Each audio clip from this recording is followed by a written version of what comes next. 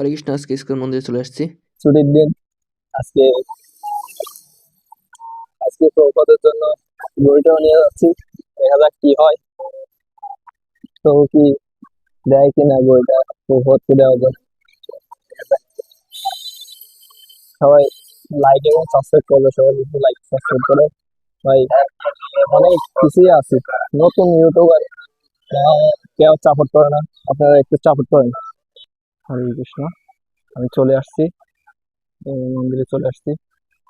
দেখা যাক আজকে গুরুদেবের হাতে দেওয়া যায় কিনা, দেখি, চেষ্টা করবো দেওয়ার হাতে।